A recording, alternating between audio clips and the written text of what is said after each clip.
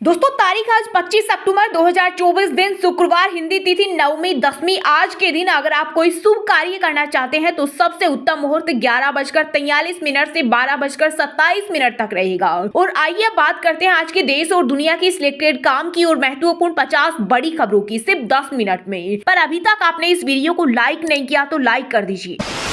दोस्तों आज की इस बुलेटिन में हम बात करेंगे, खत्म होगी अमेरिका की दादागिरी, भारत, रूस और चीन ने मिलकर बनाए प्लान की। किसानों को सरकार ने दिए अब तक के सबसे बड़े गिफ्ट की। राहुल गांधी पर लगे भयंकर आरोप की। बात करेंगे चक्रवाती तूफान दाना से मची तबाही की। भारत के टाइफाइड टीके को WHO से मिली मंजूरी की। और बुलेटिन के अंत में हम बात करेंगे, अमेरिका हो या चीन, कोई भी देश भारत को नजरअंदाज नहीं कर सकता। भारत ने कर दिखाए कमाल की। चक्रवाती तूफान दाना 70 किलोमीटर प्रति घंटे की रफ्तार से ओडिशा तट से टकराया। तेज हवाएं और बारिश लगातार 15 घंटे से जारी। भुवनेश्वर, कोलकाता में 16 घंटे उड़ानों पर रोक, 552 ट्रेनें रद्द। साथ ही सेना, नौसेना और तट रक्षक बलों की टीमें भी हाई अलर्ट पर। बंगाल समेत 7 राज्यों पर होगा असर। अमेरिका हो या चीन, कोई भी देश भारत को नजरअंदाज नहीं कर सकता। केंद्रीय वित्त मंत्री निर्मला सीतारमण बोली, भारत दुनिया में अपना प्रभाव बढ़ाना चाहता है क्योंकि हर 6 में से एक व्यक्ति भारतीय है और दुनिया भारत की अर्थव्यवस्था को नजरअंदाज नहीं कर सकती।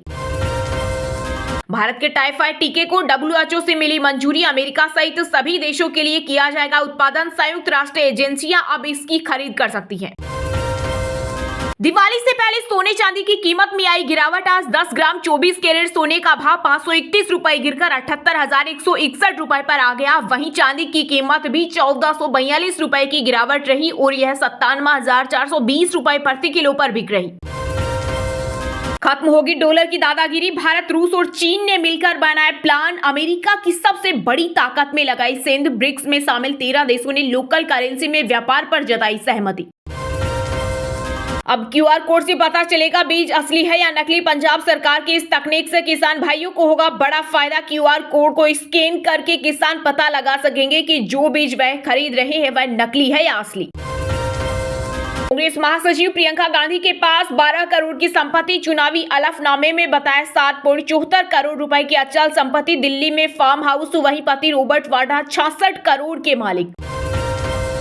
एनसीपी नेता बाबा सिद्दीकी मर्डर केस में 3 और आरोपी गिरफ्तार। अब तक कुल 14 लोग पकड़े गए। मेन शूटर अब भी फरार। ब्रिक्स के पार्टनर देशों में पाकिस्तान को जगह नहीं। 13 देशों को मिला कर्जा, इसमें 7 मुस्लिम बहुल देश। महाराष्ट्र विधानसभा चुनाव के लिए शिवसेना ने जारी की 65 कैंडिडेट की पहली लिस्ट। कांग्रेस, शिवसेना, उद्धव और एनसीपी शरद 85 सीटों पर लड़ेगी चुनाव। बाकी 33 सीटें अन्य दलों को मिलेगी। योगी सरकार के रडार पर यूपी के कई मदरसे। अब ATS खंगाली का कुंडी। इन मदरसों को मिलने वाले चंदे के साथ ही इनके खातों की जांच भी करेगी। लेटर मिलने से मचा हड़कंप। दलितों के मुद्दे पर भाजपा ने कांग्रेस पर लगाया बड़ा आरोप। कहा, जिस तरह से मल्लिकार्जुन खड़गे को प्रियंका गांधी के नामांकन के समय कमरे से बाहर रखा गया, ठीक उसी तरह राहुल आरक्षण हटाने के बाद दलित समाज के लोगों को सम्मान और अवसरों से वंचित रखेंगे।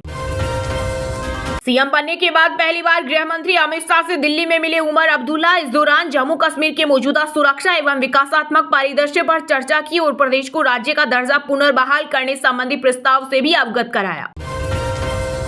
दिवाली छठ से पहले आसमान छू रहे हवाई टिकटों के दाम। दुबई, सिंगापुर से भी महंगा हुआ। मुंबई से पटना जाना, उत्तर प्रदेश के शहरों के लिए फ्लाइट किराए में देखी गई बढ़ोतरी। कांग्रेस महासचिव प्रियंका गांधी के नामांकन पर बीजेपी ने उठाए सवाल। प्रॉपर्टी को मुद्दा बनाकर रॉबर्ट वाड्रा पर लगाए भ्रष्टाचार के आरोप। कहा, दोनों ने संपत्ति की गलत जानकारी दी। संपत्ति का ब्यौरा इनकम टैक्स के डाटा से मिल नहीं खाता। देश में विमानों में बम की धमकी मिलने का सिलसिला जारी। गुरुवार को भी इंडिगो, एयर इंडिया, विस्तारा और आकाशा एयर की 85 फ्लाइट को मिली धमकी। अब तक 600 करोड़ का हुआ नुकसान। जब झारखंड में छत्तीसगढ़, यूपी और बिहार का आदमी सीएम बनेगा तो राज्य का हाल खराब होगा। चुनाव से पहले मुख्यमंत्री हेमंत सोरेन के बयान से गरमाई राजनीति। बोले, जब तक जनता का आशीर्वाद मिलता रहेगा हमें कोई भी हिला नहीं सकता। चक्रवाती तूफान दाना को लेकर ओडिशा में अधिकारी और कर्मचारी तत्पर। वृद्ध से लेकर बच्चे तक को सुरक्षित जगहों पर किया गया शिफ्ट। विभिन्न समुद्री तटों पर एहतियात के तौर पर लगाई गई धारा 144। बॉलीवुड अभिनेता सलमान खान को धमकी देने वाला आरोपी गिरफ्तार। शेख हुसैन ने 5 करोड़ की फिरौती मांगने के बाद मांगी थी माफी। झारखंड के जमशेदपुर में सब्जी बेचता है। 2.5 साल की जंग, 1 करोड़ लोग कहां गए? रूसी हमलों के बाद यूक्रेन की आबादी में आई बड़ी गिरावट, संयुक्त राष्ट्र की बढ़ी टेंशन। अमेरिका की सेमीकंडक्टर चिप बनाने वाली कंपनी एनवीडिया ने समिट इंडिया में हिंदी एआई मॉडल किया लॉन्च। रिलायंस चेयरमैन मुकेश अंबानी ने एनवीडिया की तुलना ज्ञान से की। सीईओ हुआ के साथ की एआई पर चर्चा। ऐसे मुकदमों को सुनने लगी तो आ जाएगी बाढ़। यूपी, उत्तराखंड और राजस्थान में बुलडोजर एक्शन पर बोला सुप्रीम कोर्ट। कहा याचिकाकर्ता एनजीओ का मामला से कोई संबंध नहीं, सिर्फ अखबार पढ़कर याचिका दाखिल कर दी।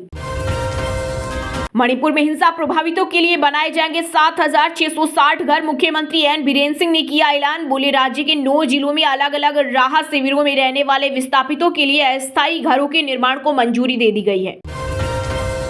दिवाली से पहले बिगड़ी दिल्ली की हवा, स्मोक की चादर में लिपटी राजधानी। आनंद विहार, जहांगीरपुर समेत 11 इलाकों में 500 तक पहुंचा एक्यूआई। लोगों को सांस लेने में हो रही दिक्कत और आंखों में जलन।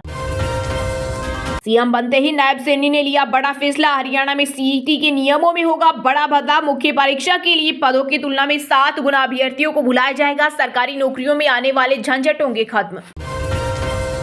यूपी उपचुनाव के लिए बीजेपी ने जारी की 7 उम्मीदवारों की लिस्ट। गाजियाबाद से संजीव शर्मा और करहल से अनुजेश यादव को मिला टिकट। वहीं सपा प्रमुख अखिलेश यादव बोले सभी 9 सीटों पर समाजवादी पार्टी के सिंबल पर लड़ेंगे गठबंधन के प्रत्याशी।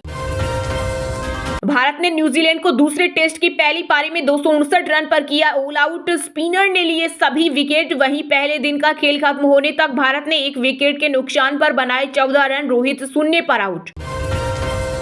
आम आदमी पार्टी के संयोजक अरविंद केजरीवाल महाराष्ट्र और झारखंड में इंडिया ब्लॉक उम्मीदवारों के लिए करेंगे प्रचार। सूत्रों के मुताबिक केजरीवाल उन्हीं सीटों पर जाएंगे जहां गठबंधन के कैंडिडेट पर कोई विवाद या फ्रेंडली फाइट नहीं।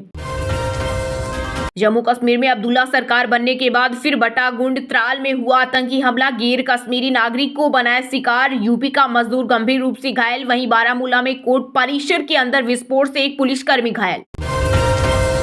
महाराष्ट्र विधानसभा चुनाव में अजीत गुट के पास रहेगा घड़ी सिंबल। सुप्रीम कोर्ट बोला बैनर और पोस्टर में लिखे कि यह विवाद का विषय है और कोर्ट में विचाराधीन है। हम संकट में है, धैर्य से इसका सामना करेंगे। चक्रवात दाना पर बोले पश्चिम बंगाल के राज्यपाल सीवी आनंद बोस। कहा बंगाल में हमने कई तूफानों का सामना किया, हम इसका सामने पूरे आत्मविश्वास और धैर्य के साथ करेंगे। ग्रेटर नोएडा के पास डेवलप होगा न्यू नोएडा नाम का शहर। इस प्रोजेक्ट को नोएडा अथॉरिटी द्वारा पूरा किया जाएगा, जिसके लिए गौतम बुद्ध नगर और बुलंदशहर जिले के आसपास स्थित गांवों में बड़े लेवल पर खरीदी जाएगी जमीन। शेयर बाजार में लगातार चौथे दिन आई गिरावट। सेंसेक्स 16 अंक गिरकर 80,065 पर हुआ बंद। वहीं निफ्टी में भी करीब 36 अंक की गिरावट रही है, 24,399 के स्तर पर हुआ बंद। साल 2016 में रिलीज हुई आमिर खान स्टारर फिल्म दंगल के लिए फोगाट परिवार को मिले थे 1 करोड़। बबीता बोली किरदारों के नाम तक बदलना चाहते थे। मेकर्स अकेडमी खोलने का सुझाव इग्नोर किया। गरीब परिवारों को मिलेगी राहत। उत्तराखंड में मुफ्त रसोई गैस योजना 2027 तक बढ़ी। धामी मंत्रिमंडल ने बैठक में प्रस्ताव को दी स्वीकृति। बिहार में शराब के अवैध धंधे में लगे माफिया हो जाएं अलर्ट। सीसीए के तहत होगी कार्रवाई। पटना पुलिस ने शुरू की तैयारी। जिस देश में सबसे ज्यादा मुस्लिम, उसने अपनी जमीन पर रोहिंग्या मुसलमानों को उतरने नहीं दिया। लकड़ी की नाव में सवार थे 140 स्थानीय लोग। बोले ये जहां भी गए वहां फैलाई अशांति। मेरे ऊपर शराब फेंकी और बहुत मारा। बिग बॉस 18 से बाहर आने के बाद एक्ट्रेस हेमा शर्मा ने किए बड़े खुलासे। एक्स पति गौरव सक्सेना का खुला काला चिट्ठा। स्पेस सेक्टर में स्टार्टअप पर 1,000 करोड़ खर्च करेगी बिहार और आंध्र प्रदेश के रेल प्रोजेक्ट को 6,798 करोड़ जारी। कैबिनेट बैठक में फैसला। भाजपा का नया अध्यक्ष दक्षिण भारत से बनाने पर मंथन। दिसंबर में नया चेहरा मिल जाएगा। अब तक दक्षिण से 3 अध्यक्ष रह चुके। यूपी में उपचुनाव नहीं लड़ेगी कांग्रेस। सपा ने सभी 9 सीटों पर कैंडिडेट का किया ऐलान। अखिलेश ने राहुल का हाथ थामे फोटो शेयर किया। पर्सनल इमरजेंसी के कारण दिल्ली नहीं आ सकी SEBI chief. Public account committee की मीटिंग टली। सेबी के ऑपरेशंस का रिव्यू होना था। 1 जनवरी से शुरू होंगे कक्षा 10वीं और 12वीं के प्रैक्टिकल एग्जाम और थ्योरी पेपर। 15 फरवरी से शुरू होंगे। सीबीएसई बोर्ड ने किया ऐलान। जम्मू कश्मीर के गांदरबल हमले के आतंकियों की तस्वीर आई सामने। हाथ में राइफल लिए बिल्डिंग में एंट्री करते दिखे। हमले में 7 लोगों की जान गई थी। बिहार की राजधानी पटना में छठ के लिए एलसीटी पहलवान समेत 8 घाट खतरनाक। डीएम चंद्रशेखर समेत अन्य अधिकारी ने लिया जायजा। 101 घाटों पर जिला प्रशासन ने शुरू की विशेष तैयारी। हिमाचल में मानसून की भारी बारिश से हुई तबाही का आकलन करने के लिए पहुंची केंद्रीय टीम। संयुक्त सचिव मिहिर कुमार बोले, आपदा कितनी भीषण होगी इसका अंदाजा प्रभावित क्षेत्रों का दौरा करके लगाया जा सकता है। हरियाणा में कांग्रेस को मिला गीता का ज्ञान। पूर्व मुख्यमंत्री भूपेंद्र हुड्डा के ईवीएम में गड़बड़ी वाले आरोप पर भड़के परिवहन मंत्री अनिल विज। बिहार के पूर्व डिप्टी सीएम तेजस्वी यादव ने आरजेडी प्रमुख लालू को किया हाईजैक। बड़े भाई तेज प्रताप का खत्म कर दिया करियर। बीजेपी प्रवक्ता नीरज कुमार ने साधा निशाना। हिमाचल में सांप्रदायिक सौहार्द वाली याचिका पर हाईकोर्ट ने लिया संज्ञान। मंत्री विक्रमादित्य, अनिरुद्ध, होम सेक्रेटरी और डीजीपी समेत 7 को भेजा नोटिस। 3 सप्ताह बाद होगी मामले पर सुनवाई। मथुरा के श्री कृष्ण जन्मभूमि शाही ईदगाह मामले में मुस्लिम पक्ष को लगा झटका। इलाहाबाद हाईकोर्ट ने एक साथ सुनवाई के खिलाफ खारिज की अर्जी। बिहार में निजी विश्वविद्यालयों में 25% छात्रों को मिलेगी फीस में छूट। शिक्षा मंत्री सुनील कुमार बोले, सख्ती से लागू हो नए निर्देश। हिमाचल प्रदेश में अब कॉमर्शियल गाड़ी बिना किसी परेशानी चलाएं। सुक्खू सरकार ने 3300 टैक्सियों सहित अन्य वाहनों के परमिट किए जारी। हरियाणा के गुरुग्राम में जमकर गरजा बुलडोजर। प्रशासन ने बहरामपुर और कादरपुर में 20 एकड़ में कट रही 7 अवैध कॉलोनियों को किया ध्वस्त। हिमाचल प्रदेश में शिमला की संजौली मस्जिद को लेकर हुए विवाद के बाद अब सोलान में मजार को लेकर छिड़ी नई लड़ाई। देवभूमि संघर्ष समिति ने दी बड़े आंदोलन की चेतावनी। चलिए दोस्तों, अब जानते हैं जो आम आदमी के काम की और फायदेमंद खबरें हैं उनको विस्तार से। पर इससे पहले अभी तक आपने इस वीडियो को लाइक नहीं किया तो लाइक कर दीजिए। यूपी उपचुनाव के लिए बीजेपी ने जारी की 7 उम्मीदवारों की लिस्ट। गाजियाबाद से संजीव शर्मा और करहल से अनुजेश यादव को मिला टिकट। वहीं सपा प्रमुख अखिलेश यादव बोले, सभी 9 सीटों पर समाजवादी पार्टी के सिंबल पर लड़ेगी गठबंधन के प्रत्याशी। जी हां, बीजेपी ने यूपी उपचुनाव के लिए अपने उम्मीदवारों की लिस्ट जारी कर दी है। भारतीय जनता पार्टी ने 7 उम्मीदवारों के नाम का ऐलान किया। बीजेपी की लिस्ट के अनुसार कुंदरंकी से रामवीर सिंह ठाकुर चुनावी मैदान में उतारे गए हैं। गाजियाबाद सदर से संजीव शर्मा को प्रत्याशी बनाया गया है। वहीं खेर से सुरेंद्र दिलेर चुनाव लड़ेंगे। गाजियाबाद और खेर में बीजेपी काफी मजबूत मानी जाती है। सपा प्रमुख अखिलेश यादव के इस्तीफे से खाली हुई करहल सीट से अनुजेश यादव को उम्मीदवार बनाया गया है। अनुजेश सांसद धर्मेंद्र यादव के सगे बहनोई हैं और अखिलेश के रिश्ते में बहनोई लगते हैं। सपा ने यहां पर पूर्व सांसद तेज प्रताप यादव को टिकट दिया है। यहां भाजपा का मुकाबला सीधे सेफई परिवार से है। ऐसे में सेफई परिवार के रिश्तेदार को ही भाजपा ने मैदान में उतार दिया है। वहीं फूलपुर में दीपक पटेल बीजेपी के उम्मीदवार बनाए गए हैं। कटेरी सीट से धर्मराज निषाद को टिकट थमाया गया है और मजवा से सुचिस्ता मौर्य बीजेपी के टिकट पर चुनाव लड़ेगी। वहीं अखिलेश यादव ने देर रात तक एक बड़ा ऐलान करते हुए कहा कि सभी 9 सीटों पर गठबंधन के उम्मीदवार सपा के पार्टी सिंबल पर चुनाव लड़ेंगे। सपा प्रमुख का ये ऐलान इसलिए अहम है क्योंकि सीट शेयरिंग को लेकर कांग्रेस और सपा में लंबे समय से खींचतान देखी जा रही है। आशंका जताई जा रही थी कि मन मुताबिक सीटें न मिलने की वजह से कांग्रेस पार्टी ने उपचुनाव को लड़ने से इनकार कर दिया। अखिलेश यादव ने पोस्ट में कहा कि बात सीट की नहीं बल्कि जीत की है। इस रणनीति के तहत इंडिया गठबंधन के संयुक्त प्रत्याशी सभी 9 सीटों पर सपा के चुनाव चिन्ह साइकिल के निशान पर चुनाव लड़ेंगे। कांग्रेस और समाजवादी पार्टी एक बड़ी जीत के लिए एकजुट होकर कंधे से कंधा मिलाकर साथ खड़ी है। उन्होंने कहा, इंडिया गठबंधन इस उपचुनाव में जीत का एक नया अध्याय लिखने जा रहा है। कांग्रेस के शीर्ष नेतृत्व से लेकर बूथ स्तर तक के कार्यकर्ताओं के साथ आने से समाजवादी पार्टी की शक्ति कई गुना बढ़ गई है। अमेरिका हो या चीन, कोई भी देश भारत को नजरअंदाज नहीं कर सकता। केंद्रीय वित्त मंत्री निर्मला सीतारमण बोली, भारत दुनिया में अपना प्रभाव बढ़ाना चाहता है क्योंकि हर 6 में से एक व्यक्ति भारतीय है और दुनिया भारत की अर्थव्यवस्था को नजरअंदाज नहीं कर सकती।